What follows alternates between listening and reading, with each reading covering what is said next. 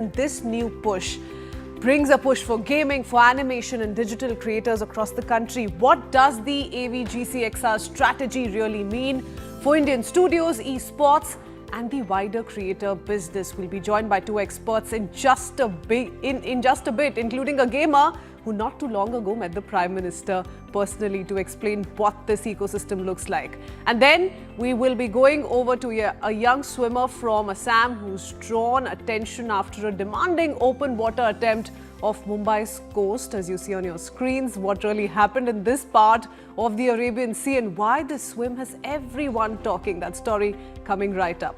We'll also shift our focus briefly then to how Telangana is looking today with a massive 73% turnout. All eyes on the local body polls, which are being touted as a mid-term referendum on Chief Minister Revant Reddy. And 10 days, a missing grandmother, masked figure on camera in a case that keeps getting stranger and louder online. 84-year-old Nancy kidnapping case gets murkier.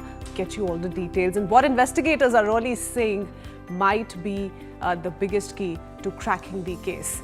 And finally, on to the Bangladesh elections. Unofficial results show Tariq Rahman's BNP in a strong lead. Voter turnout is at 60% plus.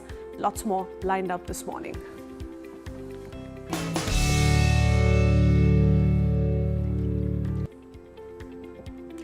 The creator economy in India is fast emerging as one of the country's most dynamic engines of innovation, influence and jobs. The union budget has put gaming, animation and digital content inside the orange economy, which is indicative of how these fields are no longer limited to niche studios or hobbyist circles. It's rapidly converging with mainstream economic ambition. So we'll take that story forward today on The Breakfast Club. The focus right now is on building talent, not handing out big incentives. Creator labs across schools and colleges are meant to train the next generation of developers, designers and storytellers. And this is where gaming comes in as well. India has lakhs of players, but very few homegrown titles with global scale.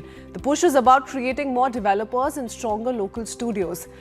Let's not forget, animation and VFX is also very much a part of this growth story.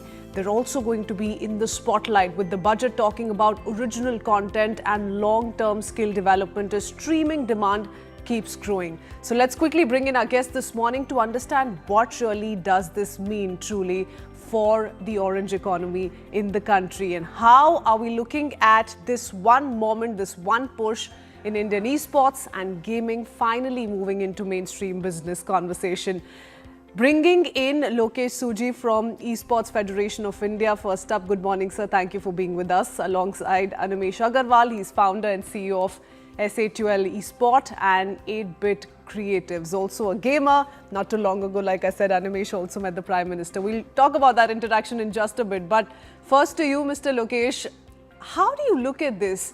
We've been talking about what this means for the future of esports, gaming, ever since we heard this big announcement come in from Finance Minister Nirmala Sitharaman, and we on The Breakfast Club were forced to take up this conversation because there's so much really going on in the creator ecosystem right now around this update. So tell us what you make of this big push being given, and how is it really going to change India's story in terms of its overall creator economy? Yeah, namaste, and thank you for having me here. I think this was a very important and critical announcement which was made. What we all should appreciate is that this is first time that a government is very serious about the AVGC sector. This is number one. So this in itself is a great push. And with this announcement, we are talking about, creating the whole creator economy in the terms of setting up institutions. So we are talking about around, 15,000 schools, 500 colleges. So that is very important.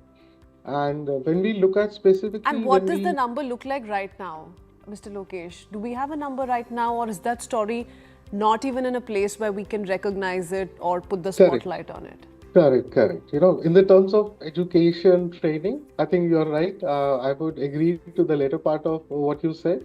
It's it's very unfortunate that today this whole creator economy or the orange economy is rather on the is very unstructured.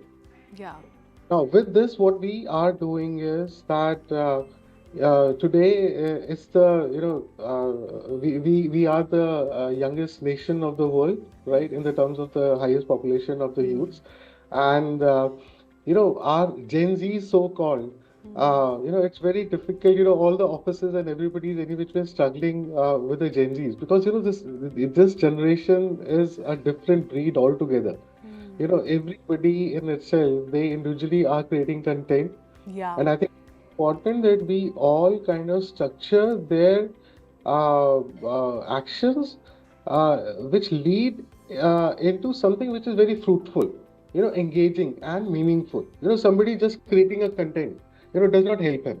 It's better to why not to skill him up so that he is able to generate monies, revenues, career opportunity for himself or herself. That's a great thing which is being done. And let's not forget the contribution being made by creators. Of course, like you said, the important story is so far it's been an entirely individual effort that's led them to this place, and that's made our country reach a point wherein we're actually giving this a serious thought. But hopefully that story will change going forward, Mr. Lokesh. Coming to you in just a bit, I do want to bring in animation to the conversation. Animesh, from a gaming perspective, this was once seen as a complete time pass. Today, it's being spoken of as a career. Did you ever imagine this scale when you, let's say, started 8-bit?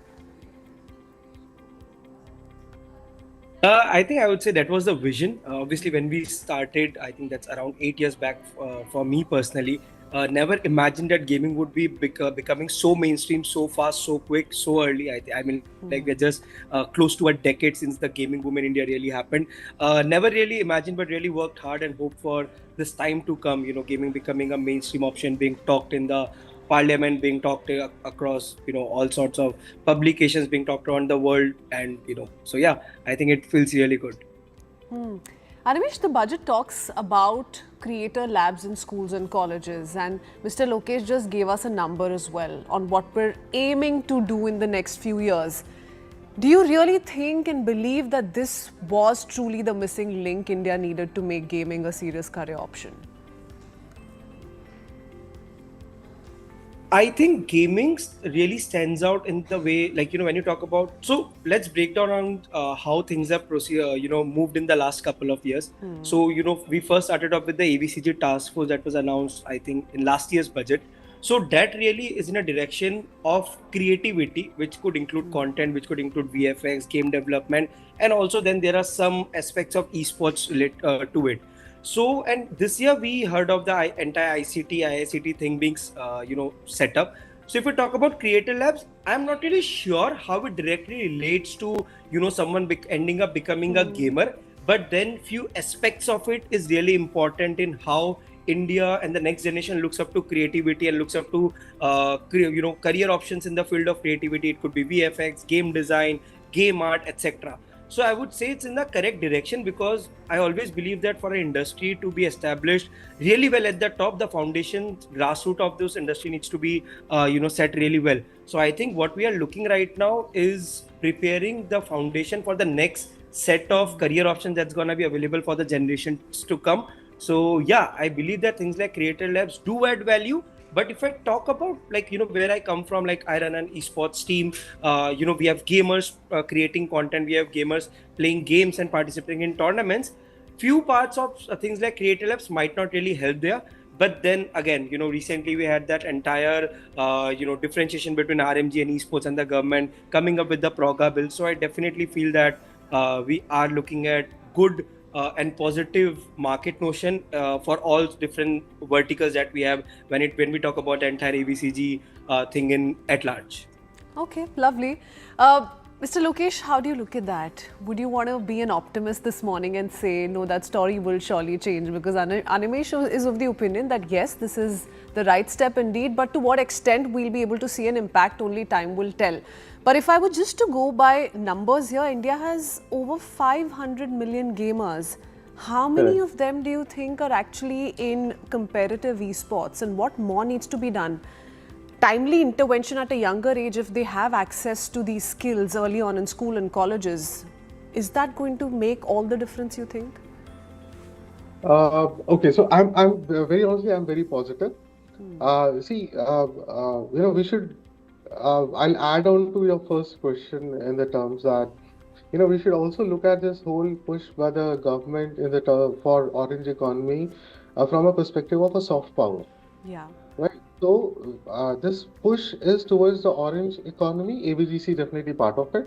So if the reality today is whatever video games largely we are talking about, all these video games are the games which are made by somebody sitting in Korea, right? The IP Yeah. only, right? Somebody sitting in US, somebody sitting in China, and so on. So it is very important that now we have 500 million online gamers in India, and when I say gamers, I'm talking about video gamers. So if it does not technically and practically it does not make sense if whole of this community is playing or competing on video games which are not made in India. Right. So this is an internal resource or So what we internal. should aim for is actually becoming or being next in line to South Korea and Japan, let's say. That's what Absolutely. we should aim for. Absolutely. And if we were Absolutely. to just go by a number again, what percentage of global esports revenue does India currently hold? We know the story playing out in South Korea and Japan, it's huge. But what about Right. India? So now esports is, I would also like to, just for the clarity for our audiences, that esports is when you compete on certain category of video game. Yeah. Just playing a video game is not esports.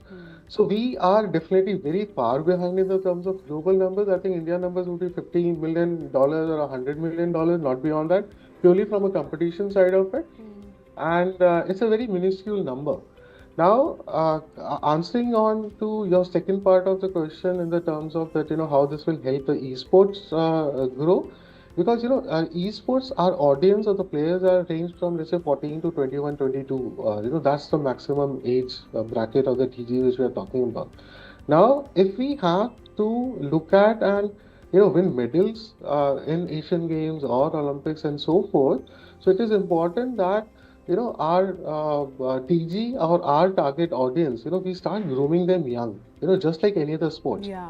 So now currently the IICT And with the current AI curriculum. challenge, I think we're all going to have to move in that direction sooner or later. Correct, So the correct, sooner the better, I absolutely. think. Yeah, Okay, yeah, allow me a catching them moment. young. Yeah, allow me a moment. I do want to bring in Animesh. We're trying to talk about different aspects of this story. And today, viewers, for a change, we're going to focus largely on gaming and esports for a change. We've had so many creators on the Breakfast Club earlier on. They've spoken of what more needs to be done, what needs to be done right. But Animesh, while gaming is booming as a career, concerns around digital addiction are also growing. So it's a tricky question I'm going to throw up, but you think the focus should as much be on digital hygiene through these classroom lessons? See, I think when we talk about being addicted to something, it's a very subjective issue. So I am not really sure, me being a gamer who has been gaming since the maybe last 14 years, and then I started professionally 8 years ago. I'm not really sure at what level can we call it addiction, because let's talk of a passionate gamer who used to play a game 4 hours a day. Now, in the eyes of someone, it could be addiction, but maybe 2 years down the line, that kid entered a tournament and went ahead and represented India globally. Now, will you call those 2 years of playing 4 hours daily addiction or training? So I'm not really sure how we can. It's a very subjective issue, but yes, there needs to be some lines that are very carefully drawn, so as to that, obviously there is a definition of addiction. So a few lines need to be drawn, and I think this sort of early education will really help that. And I think policies would be brought into place so as to maybe time limit such kind of activities, or maybe set a structure on when it's called profession and when it's called just maybe time pass. So I think obviously education of any form and knowledge being imparted in a very professional setting would really help in this manner. Animesh, To answer your question, I think it's going to be helpful. Parents watching this are going to tell you this morning that no matter 2 ghante or 5 ghante, this is not okay. but let's talk a little bit about what Mr. Lokesh also just spoke of. We were discussing the money landscape in gaming and how it's evolved in the last, let's say, 7 or 10 years. So what change have you personally seen in terms of prize money or brands or, let's say, owning teams for that matter?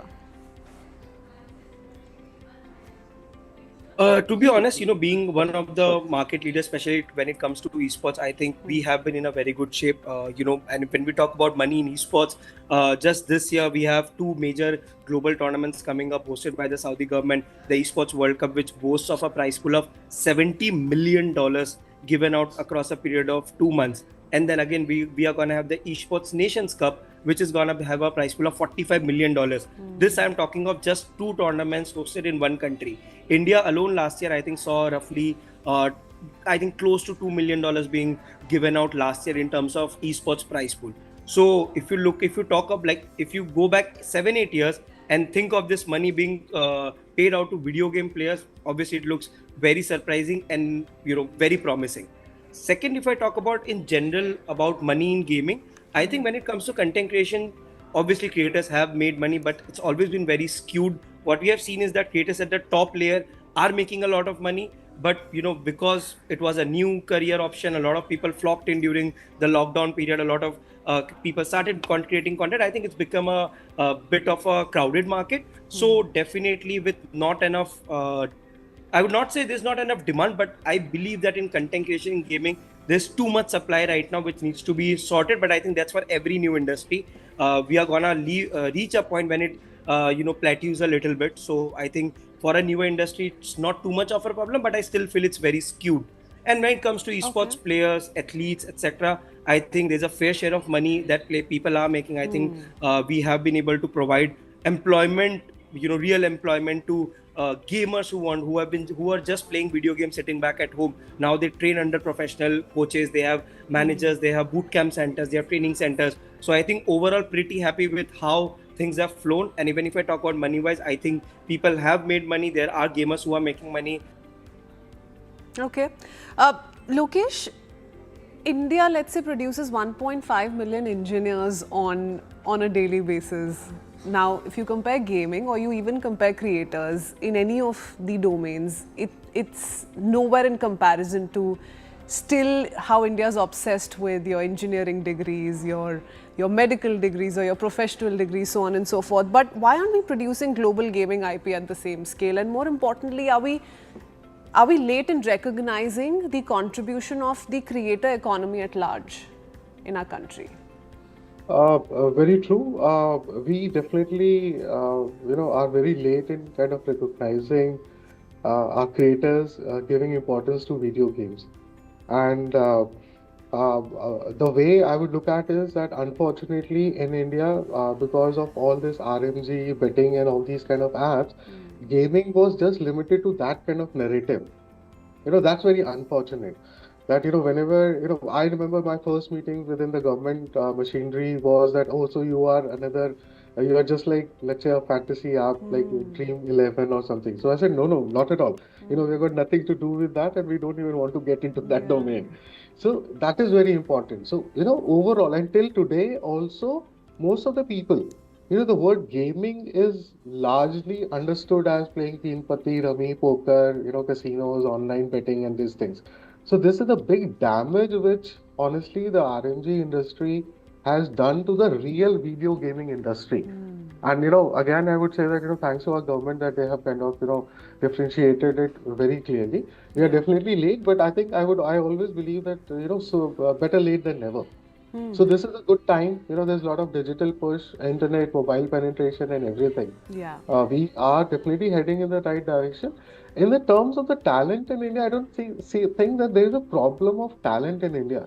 India never has a problem in the terms of whatever kind of we just need to give the sort of right push. Correct, push them in the right direction. I think that's been the missing link. And this possibly... But Animesh, I want to take a quick cue from what Lokesh ji just said of how this entire ecosystem to an extent is looked down upon.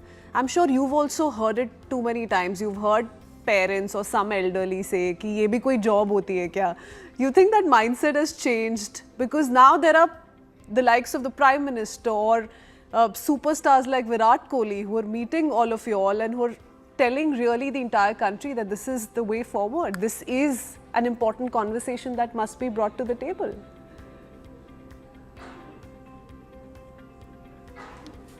I mean, like, this is gonna stay.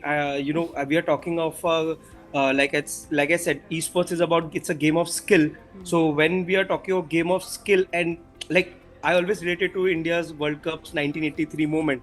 India had its 1983 moment and cricket blew up. It was always a popular sport, but then it blew up where, every kid wanted to go ahead and play for India. Every household wanted to have a cricketer. So I think for gaming, for esports, we haven't had that moment for us. We haven't had that one trophy moment or a gold medal moment. And the day that comes, I think the notion would change. Yes, we are definitely still asked questions sometimes, not like how we used to be 5 years ago. We have had the Honorable Prime Minister supporting us from the front foot. I have seen him speaking about gaming so much, like across the last couple of years.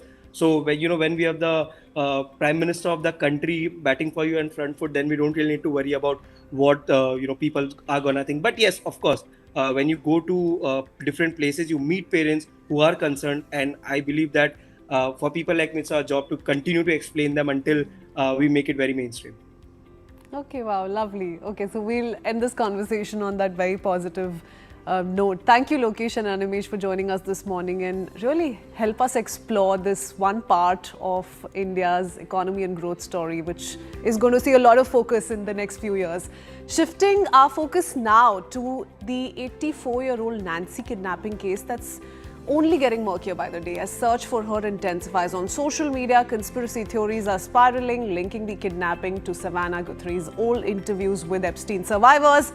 Here's what we know and what we don't, and why investigators say the public may be the biggest key to cracking this. Take a look. Nancy Guthrie, mother of American news anchor Savannah Guthrie, was last seen the evening of January 31st after dinner with family. A relative dropped her home in the Catalina foothills in Arizona. Investigators say her garage door opened and closed shortly after. By next morning, she missed church. Family went to check on her. She was not there. A 911 call went in around noon. Drones and search dogs were deployed, and within days, authorities said they believed she was taken against her will. Investigators mapped out a tight timeline. They say Nancy took an Uber to a family home for dinner in the evening. She returned home before 10 p.m. Then, early morning hours, authorities say the doorbell camera was disconnected around 1:47 a.m. Minutes later, the system detected motion around 2:12 a.m. At around 2:28 a.m., Nancy's pacemaker app disconnected from her phone. Her family says the 84-year-old has fragile health and needs daily medication. Investigators have also warned she may be in serious danger without it.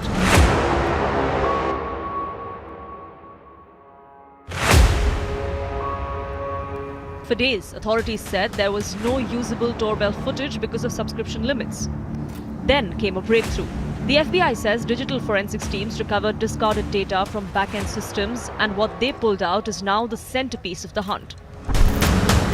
The video shows a person in a ski mask with gloves and a backpack approaching the front door. Investigators say the person appeared armed with a holster visible. The figure looks at the camera, tries to cover it with a gloved hand, then rips up vegetation and uses it to block the lens. In some descriptions, the person also appears to have a flashlight held in their mouth. In another detail, investigators and reporters noted that facial hair may be visible through the mouth opening of the mask. After authorities arrived later that day, the camera itself was gone.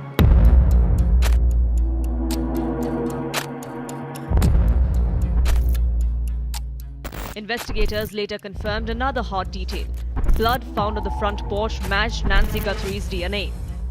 Blood on the porch, that was one we did. It came back to Nancy. That's what we know. But there's still more items that have been submitted. We just haven't got them back yet. At this time, we have not identified a suspect or a person of interest in this case. We are working our best to do that. Her family has repeatedly pleaded for proof of life, but even that request has been complicated. Savannah Guthrie publicly warned about manipulation, saying voices and images can be faked. The FBI also brought up that concern, noting how fast deepfake tools are improving. A video is no longer automatically trustworthy. So, investigators say everything has to be checked, every message, tip, claim, lead. Ransom notes have been a major part of the story and also a major source of confusion. Early messages sent to media outlets included money demands and deadlines. There were demands of millions in Bitcoin in exchange for the release of Nancy Guthrie.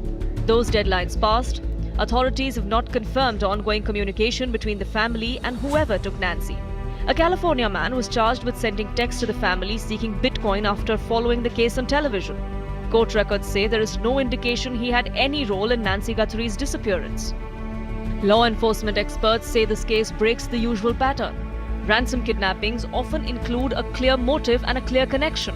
Business disputes, personal conflicts, or someone the victim knows. Random abductions from a home are rare and harder to investigate because there is no obvious suspect pool. Experts also point out the basic problem on display here. The key figure on video is masked. During the pandemic era, police departments struggled with cases where suspects were captured on camera but unidentifiable. Technology can help, like phone data and location tracking, but it is not magic. Several experts said the best chance is still old school.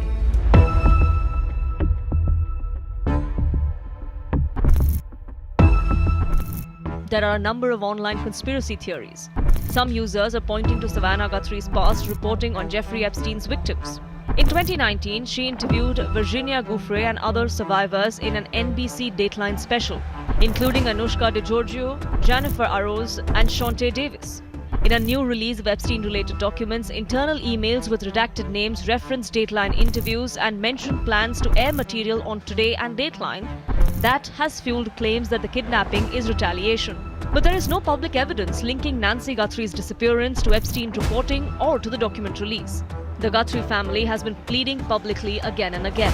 At one point, Savannah Guthrie looked into the camera and said the family is ready to listen to the kidnappers' demands, but wants proof that her mother is alive.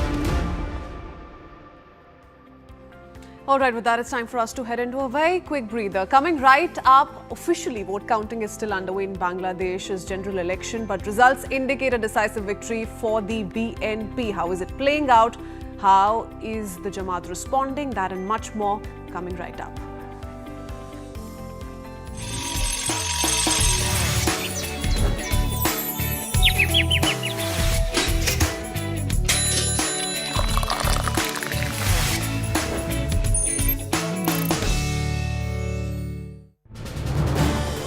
This is News 18 Network.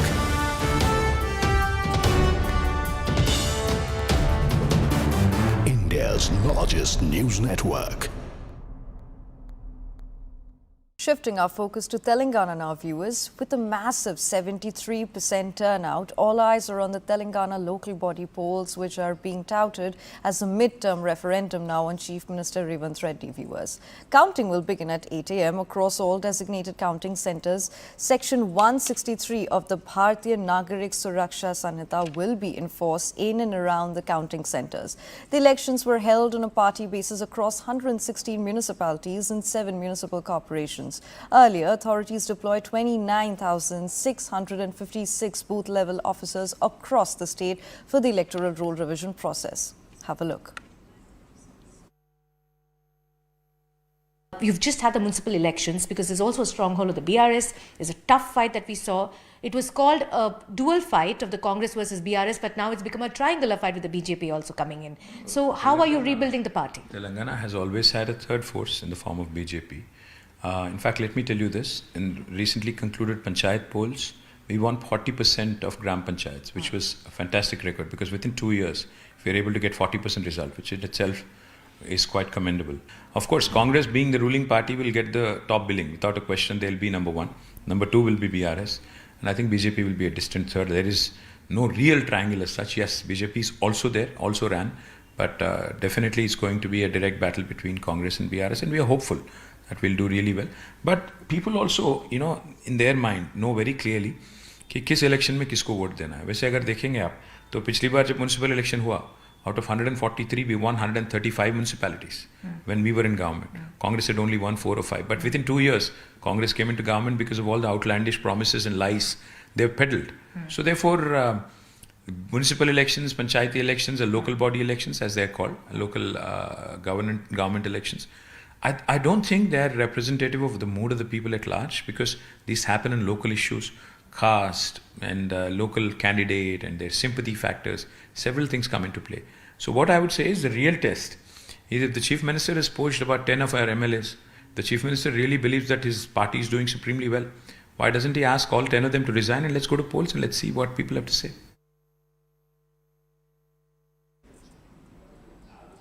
Now, amid the Telangana phone tapping controversy, BRS leader K.T. Rama Rao has spoken exclusively to CNN News 18. He called the phone tapping case frivolous and nonsensical, claiming it is being used as a political tool to defame the BRS. K.T. Rama Rao accused the Congress of tactics such as diversion, subversion and perversion, saying these are the hallmarks of the party's government in Telangana.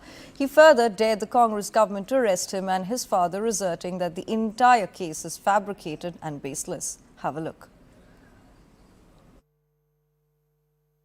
In terms of one of the things that is being saying is that there was, when you were in governance for a decade or more, that the surveillance that was used was possibly overstepped. Do you still say that that misuse or surveillance was not done? Firstly, I'd say this is nothing but absolute frivolous, nonsensical, silly case, which has been used as a political tool of sorts to indulge in smear campaign and some slander. I'll just give you an example of what I'm saying. See, for the last 2 years, this saga has been going on like a daily serial in television. Each and every time the government is basically low on TRPs, they start spreading rumors and they start spreading misinformation campaigns. One of the classic examples I'll give you. They started saying some actresses, film actresses' phones were tapped and they were exploited. So the first thing I asked when I was called for investigation is to the officers there is, why don't you please show me all the list of the actors or actresses whose numbers have purportedly been tapped. They said, no, nothing of that sort has happened. Then I said, how come this sort of nonsense is coming out in media? They said, how come? We don't know, and we already clarified to the media, nothing of that sort has happened. Now this sort of misinformation campaign, this sort of disinformation campaign and slander and character assassination has been going on against our party for the last 2 years. एक बेवजह बेवकूफ़ कहानी एक चलाने की साजिश और कोशिश कांग्रेस कर रही है. This is News 18 Network.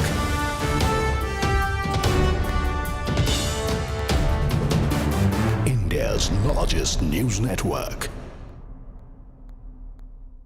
Shifting our focus to Telangana now, viewers. With a massive 73% turnout, all eyes are on the Telangana local body polls, which are being touted as a mid-term referendum now on Chief Minister Revanth Reddy, viewers.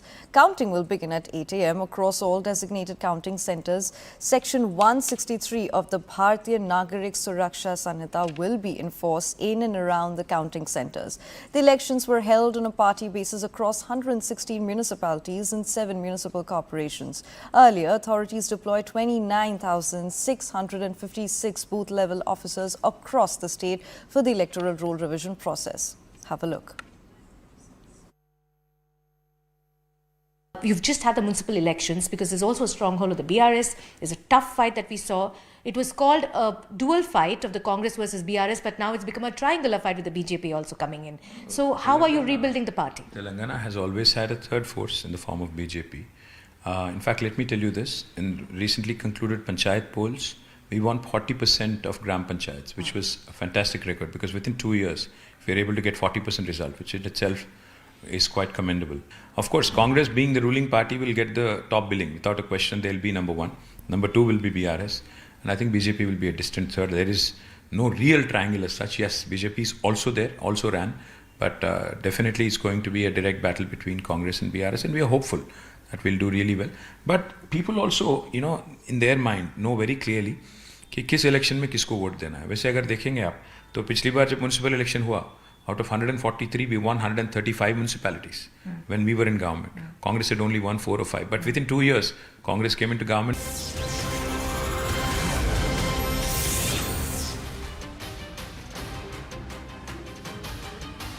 Welcome back. Official vote counting still underway in Bangladesh's general election, but results so far indicating a decisive victory for the BNP. The BNP and its allies have secured 213 seats in the 13th National Parliament, giving a coalition two-thirds majority and also positioning it to form the next government. BNP Chairman Tariq Rahman, contesting from two constituencies, won both the seats. In fact, one of these seats by a margin of 4,399 votes. In the meanwhile, former Prime Minister Sheikh Hasina, speaking from exile, has rejected the election results. She described the elections as well-planned farce and unconstitutional, also calling for cancellation of the results and the resignation of the interim government. So those are the reactions that have come in so far. But let's also talk about the latest that we're hearing from the man of the moment, Tariq Rahman. His party winning majority. Tariq Rahman, though, has called for BNP supporters to abstain from celebratory rallies, with the party already on the edge of victory. That's a word of caution that's in a sense coming in from Tariq Rahman of the BNP. But what next for Bangladesh? The result clearly favouring the BNP. Nothing really in store for the Jamaat, which was the principal opposition to the BNP in the election. We will be going over to Salahuddin Shoaib Chaudhry, who's a Bangladeshi journalist, in just a bit. Good morning, sir. Thank you for being with us. But allow me to quickly go over to Pallavi Ghosh. She's live outside the BNP office in Dhaka. Good morning, Pallavi. It's been interesting last few hours. A lot of drama that was witnessed through the voting hours. Finally, advantage BNP. But are celebrations already being witnessed, or are the BNP supporters taking Tariq Rahman's word of caution very seriously at the moment? What's the sense that you get this morning? Not at all, Christine. In fact, I'm right outside the BNP headquarters in Gulshan, which in fact is just behind Tariq Rahman's residence as well. You can see the pictures around me, barring a few media and of course security officials. The entire street is absolutely barren. There are of course posters of the BNP and Tariq Rahman himself. But I guess his word, and these are initial hours as yet. The counting went through the night. Maybe the party workers are a little tired. Possibly after lunch or after Jummah prayers, there are going to be some amount of celebration. But for now, we are seeing no celebratory pictures at the BNP headquarters over here. It certainly has been a massive victory for the BNP, coming back to power after more than 2 decades. Of course, the Sheikh Hasina and her supporters, the Awami League, have dismissed this election as being fraudulent because they were not allowed to take part. They have also appealed to people to have boycotted elections. That clearly hasn't happened. I think the real story is also the near demise or collapse of the Jamaat. Though going in by their past performance, especially when they were in alliance with the BNP, the Jamaat has still done little better by winning about 60 seats. That's the preliminary information that we're getting, Christine. But Jamaat was banking heavily on the support of the students. One of the parties they had aligned with, the National Citizen Party, which is the NCP, which was born out of the student uprising. The NCP has at now notched up around 6 seats. Clearly, the student vote has also been divided. I suspect, and we are going to wait for the final detailing to be out, Christine. But the two advantages which seems to have gone to a BNP, of course, has been one, the student votes, a split in the student votes, and second, a large number of women turning up. Either that's an empathy for Begum Khalida Zia or the Tariq Rahman's outreach to women, but it clearly has clicked in favor of the BNP. Oh yes, clearly has clicked in favor of the BJP. Very well put. Thank you, Pallavi, for that. We'll come back to you in just a bit. I do want to bring in Siddharth Mishra into the conversation as well. Awami League clearly, rejecting the election result, but this is a massive victory for the BNP. How is India looking at this victory at the moment, Siddharth? Because the next big question and the conversation in India is going to revolve around what this means for India-Bangladesh relations going forward. Well, I would say that it's interesting and it will be challenging as well. But the ray of hope is that after the return of Tariq Rahman to Bangladesh, his pitch and his projection as the leader of BNP perhaps was very different from the traditional view, the traditional outlook of BNP. In fact, in his first address, after returning, perhaps he spoke about inclusivity. He spoke about how Bangladesh belongs to people of all religion and faith. And his speech was very much India neutral. Point number one. Point number two, Kritsween, since December, we have been seeing the kind of outreach, or rather, engagements between the Indian side and Tariq Rahman, BNP. Prime Minister Modi all offered help to BNP when Khalida Zia was in hospital. After which, Prime Minister Modi also sent a letter to Tariq Rahman when Khalida Zia passed away, and EMS Jaishankar was sent to Bangladesh. And there also you see, Kritsween, very interestingly, EMS Jaishankar did not meet Chief Advisor Mohammad Yunus. He only met Tariq Rahman, and he handed over Prime Minister's letter to Tariq Rahman. So, there has been engagement. Then Pranay Verma, the Indian High Commissioner in Dhaka, called on Tariq Rahman the other day ahead of polls. So, as I said, that it's interesting, but it's also going to be challenging. But, it's the same situation, Kritsween, and allow me some time. So earlier it was Sheikh Hasina's Awami League and BNP. Now, Awami League always appeared as more inclined towards India and a party and a liberal party, as far as Indian view is concerned. And BNP at that time was considered as a hardliner in India. Now BNP is coming out as a liberal party, Siddhant, clearly, and because the Jamaat and the BNP, the Jamaat and the BNP were allies, and they were fighting the election against each other. So lots has changed ever since Sheikh Hasina was ousted in 2024. We'll come back to you. Mr. Chaudhary, thank you for patiently waiting with us. I do want to bring in Zaka Jacob into the conversation very quickly. Zaka, with this massive victory favoring the BNP in Bangladesh elections, historic in so many ways, but how do you look at the leadership going forward, BNP leadership going forward in 2026? Well, certainly Tariq Rahman will become the next Prime Minister, no doubt about it. He is the chairman of the BNP. He's taken over the reins after the passing away of his mother, Khalida Zia.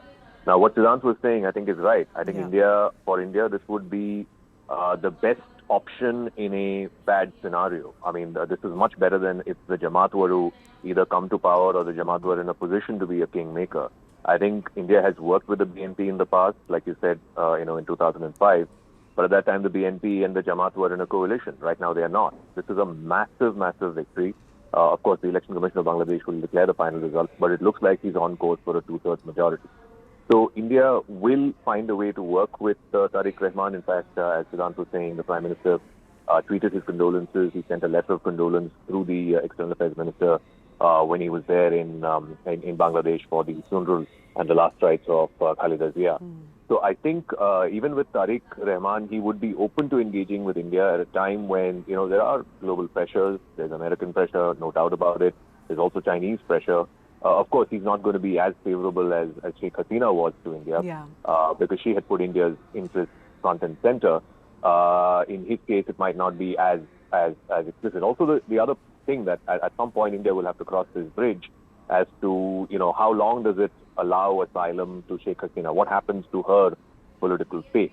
That will have to be brought up with Tariq Rahman at some point of time. Remember, the Mujib family and the Zia family have had a very, very bloody history.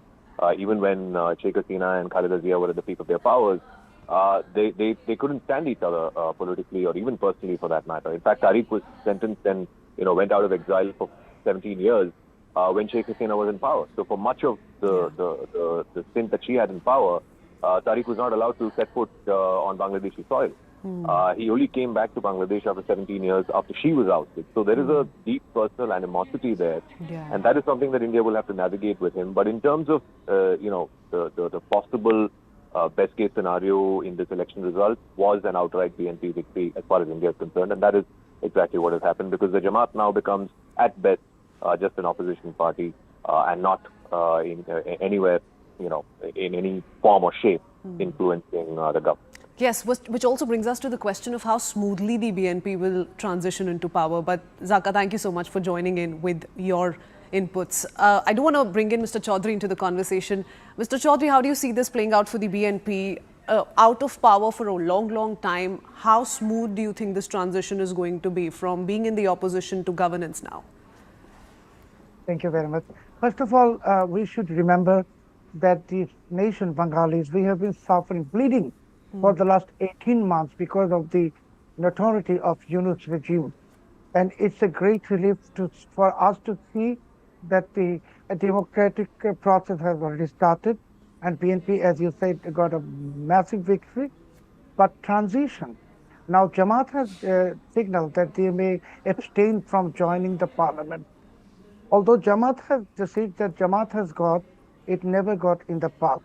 But still, Jamaat was actually aspirant of becoming a winning, the winning party. They wanted to become the ruling party. So Jamaat's heart is broken, Pakistan's heart is broken, America, Britain, their hearts are also broken. But at the same time now, how long it takes the transition, it depends on Yunus. Because in my opinion, I would like to say Yunus is the crook of the crookest. So he will try to somehow prolong his tenure and through this and that way, especially if we remember, Yunus has a weapon named referendum in his hand. But people of Bangladesh have voted for BNP, 213 seats, and I think now Yunus cannot afford holding the power for very long. I believe that by Sunday, there will be a new government formed in this country, and BNP is, Pallavi Joshi was also saying that after the afternoon there will be a celebration, but BNP will not be, is not going to hold any celebration because surprisingly, it's absolute silence at the BNP office. Because in the past, whenever there was celebration, there was attack on Hindus. So the celebration is not welcome, and I do sincerely hope that BNP leadership does do the right thing to protect the rights of minorities in my country, and they do the right thing in restoring relationship with India.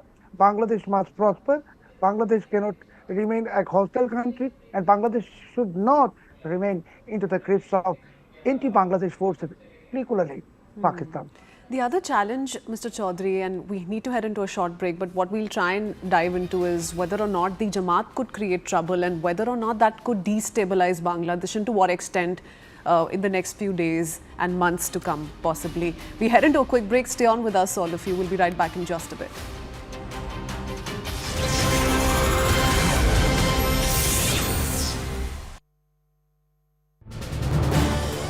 This is News 18 Network.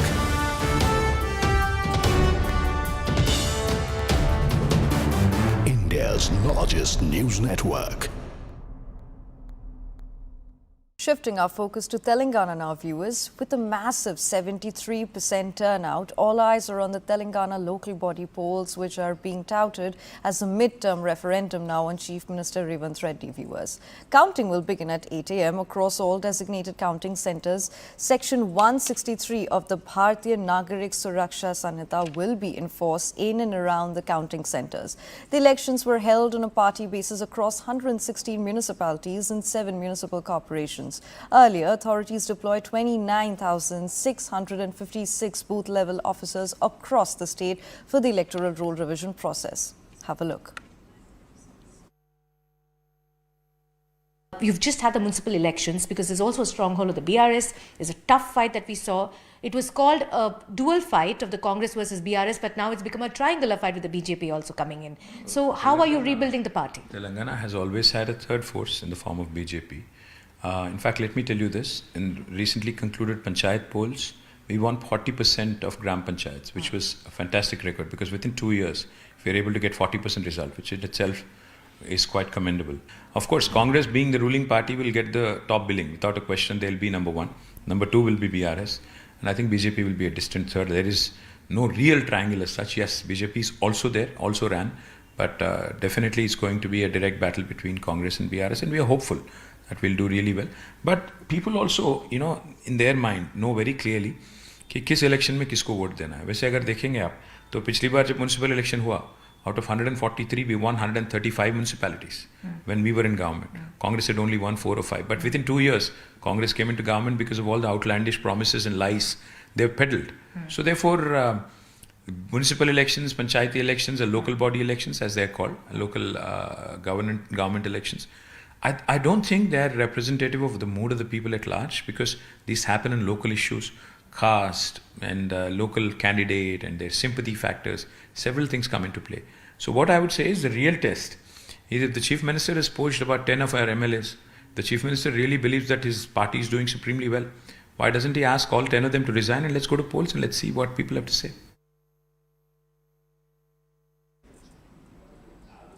Now, amid the Telangana phone tapping controversy, BRS leader K.T. Rama Rao has spoken exclusively to CNN News 18. He called the phone tapping case frivolous and nonsensical, claiming it is being used as a political tool to defame the BRS. K.T. Rama Rao accused the Congress of tactics such as diversion, subversion and perversion, saying these are the hallmarks of the party's government in Telangana. He further dared the Congress government to arrest him and his father, asserting that the entire case is fabricated and baseless. Have a look. In terms of one of the things that is being saying is that there was, when you were in governance for a decade or more, that the surveillance that was used was possibly overstepped. Do you still say that that misuse or surveillance was not done? Firstly, I'd say this is nothing but absolute.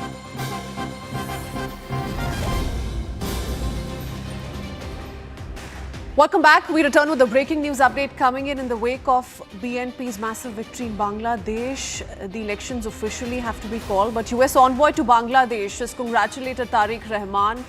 Says congratulations to the BNP and Tariq Rahman on the historic victory. The US looks forward to working with you to realize shared goals of prosperity and security for both our countries. I do want to bring in Pallavi Ghosh into the conversation. Pallavi, from an Indian perspective, one of the concerns is the possible Bangladesh-China-Pakistan nexus, and especially given the relationship India shared with Sheikh Hasina and how that dynamic changed with the Yunus government. That said, when the US coming into the picture, what do you make of this comment? See, I think India was very worried, I would say, geopolitically speaking, because everyone wants to have a friendly neighborhood. And the coldness in the ties between India and Bangladesh, especially with Sheikh Hasina being there in India, did create a certain amount of, I would say, a concern over here. Because, you know, when I was speaking to people during the campaign as a run-up to the elections, many would tell me this, that, you know, you talk about having good relationships with Bangladesh. You did send S. Jaishankar, which unlike Pakistan and other countries, was a much more senior representative to send for the janaza of Begum Khalida Zia. So clearly the message which India wanted to send out is that we want to resume warm ties with Bangladesh. But what do? You keep Sheikh Hasina with you. You also had a press conference where she uses the Indian soil as a platform to campaign against the BNP or the Yunus administration. So that is something which India wanted to tone down. Also, our concern over the fact that there were minorities, particularly the Hindus, who are being targeted. The whole illegal immigrants issue of Bangladesh to Bengal is another political issue. So over here in Bangladesh, many in the political regime felt that India was using its own political compulsions to attack Bangladesh. But for us, it is very important to have one good equations back with Bangladesh because of economic reasons. We have very strong and have had trade ties. Bangladesh itself depends a lot on India in terms of garments imports, in terms of automobile parts and so on and so forth. We also depend on Bangladesh for a market and also for the expertise. So that is why, because of pure economic reasons, India needs to resume good ties with Bangladesh. Geopolitically speaking, we cannot allow a China or a Pakistan to meddle into the affairs. We saw over even something like the cricket issue. Pakistan initially began by supporting Bangladesh and then did a U-turn. So that is why India silently, though we maintain a very strategic silence in echoing our preferences, will find it always more comfortable to do business with BNP, which certainly comes across as a more moderate alternative to Jamaat. And Tariq Anwar himself faces a lot of compulsions. Economic revival, constitutional reforms, he requires India's help. And thereby I do see a resumption of good ties between India and Bangladesh.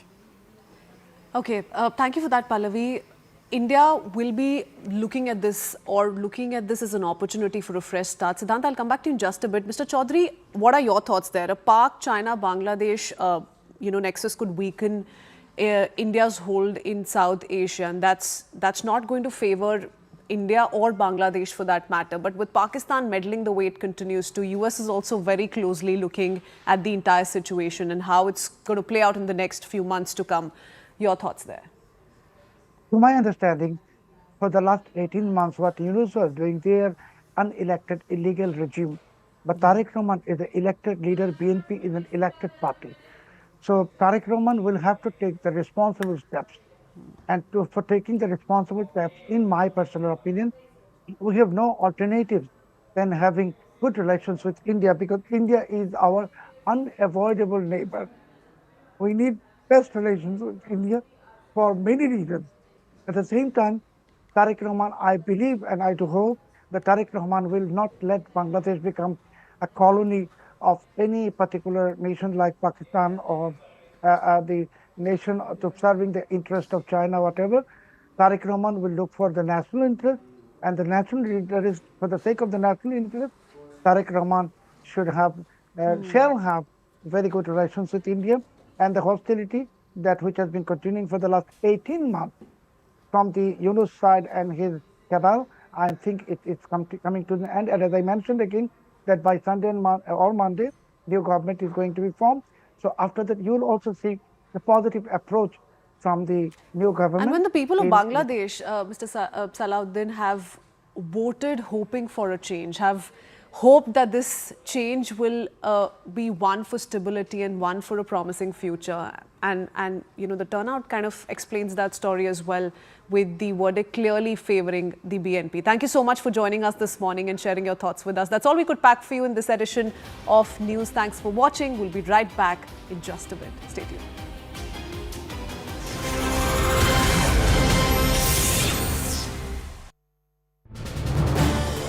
This is News 18 Network.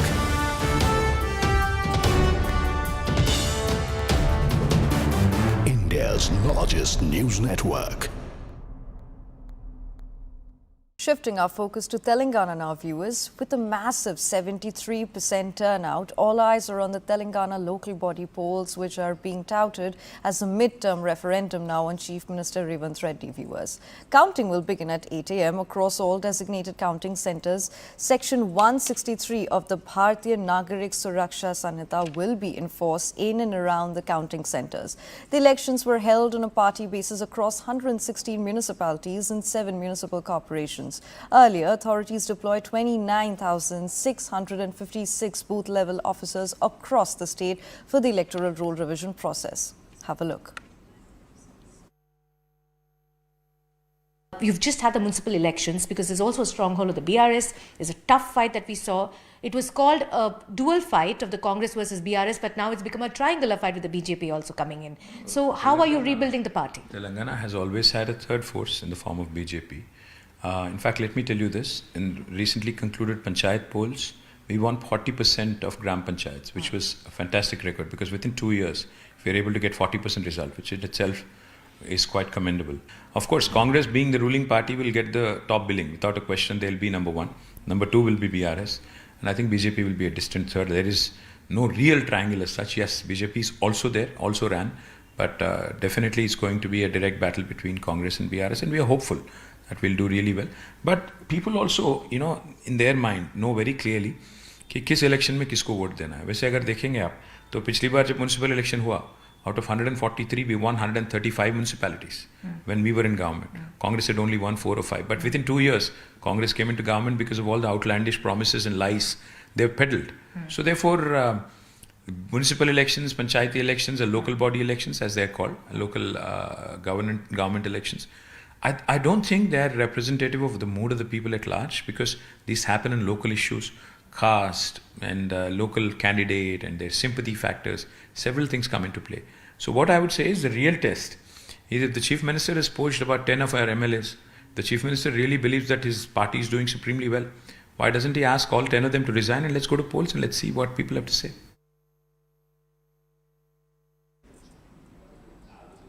Now, amid the Telangana phone tapping controversy, BRS leader K.T. Rama Rao has spoken exclusively to CNN News 18. He called the phone tapping case frivolous and nonsensical, claiming it is being used as a political tool to defame the BRS. K.T. Rama Rao accused the Congress of tactics such as diversion, subversion and perversion, saying these are the hallmarks of the party's government in Telangana. He further dared the Congress government to arrest him and his father, asserting that the entire case is fabricated and baseless. Have a look. In terms of one of the things that is being saying is that there was, when you were in governance for a decade or more, that the surveillance that was used was possibly overstepped. Do you still say that that misuse or surveillance was not done? Firstly, I'd say this is nothing but absolute frivolous, nonsensical, silly case, which has been...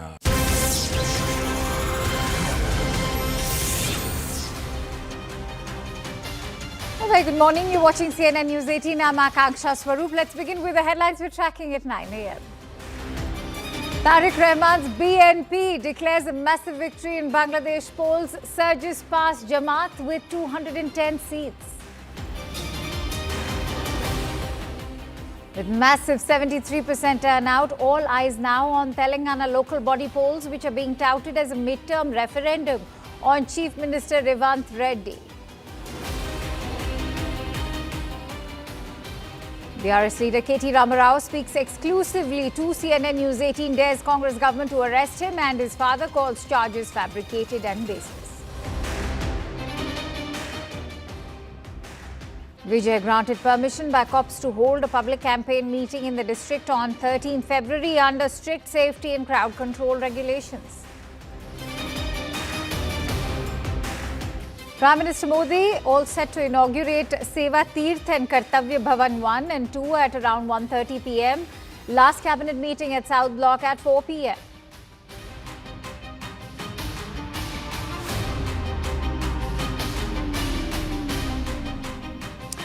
With a massive 73% turnout, all eyes today are on the Telangana local body polls, which are being touted as a midterm referendum on Chief Minister Revant Reddy. Counting is to begin at 8 a.m. across all designated counting centres. Section 163 of the Bharatiya Nagrik Suraksha Sanhita will be in force and around the counting centres as well. The elections were held on a party basis across 116 municipalities and 7 municipal corporations. Earlier, authorities deployed 29,656 booth-level officers across the state for the electoral roll revision process.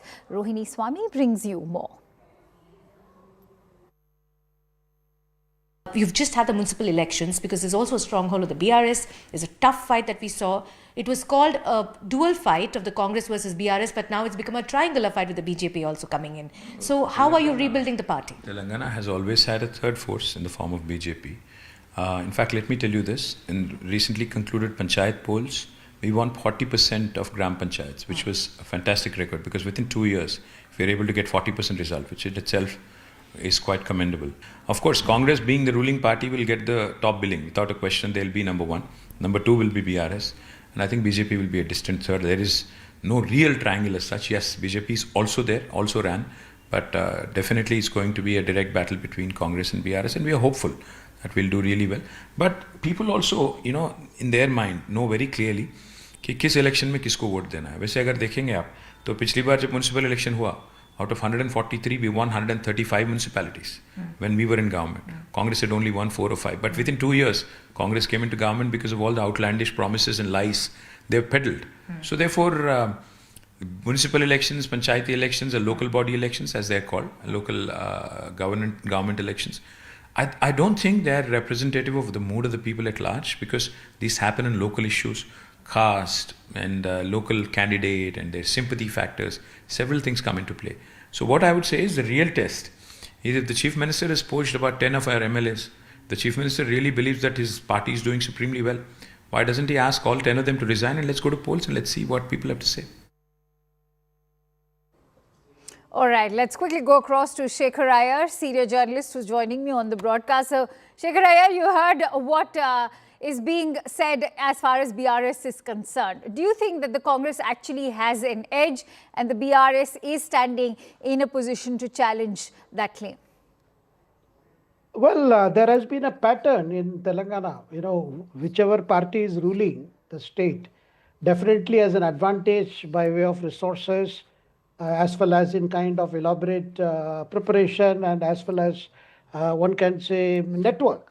So therefore, there is no surprise, as Ramarao himself conceded to your reporter, that they will be in the second position. Well, what is interesting is, you know, out of 116 municipalities,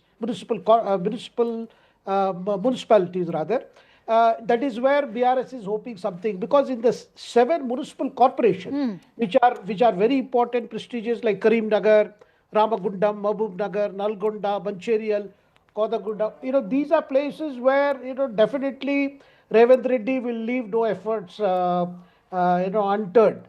But I think what is going to be more important, you know, when end of the year or later part of the year, when the elections are held to the Hyderabad Municipal Corporation, already in a very, very clever political move, you know, that corporation, Greater Hyderabad Municipal Corporation, has been now split into three corporations. True.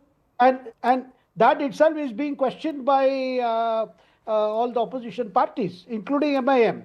And that is where the most prestigious fight, because the fight for the Hyderabad Municipal Corporation is seen as a kind of an indicator for the coming assembly elections, Right. which are not very far away. So I want to quickly bring in Rohini Swami, who's been very closely tracking these municipal polls. Rohini, you heard what Shekhar is also saying. It all is, you know, right now the big talking point is about how there's been this trifurcation in Greater Hyderabad. Who's going to stand to benefit? They're saying that AIMIM will be emerging as the biggest beneficiary. But why is Greater Hyderabad right now in focus? See, one thing you have to understand is that Greater Hyderabad is also a city corporation, which now we're looking at splitting possibly into three corporations. But these are elections that are being held in Telangana, also in the municipalities and corporations up away from Hyderabad as well. But it is crucial what our analyst just told us, that this will also be reflective of what we're going to see in other municipal corporations as well.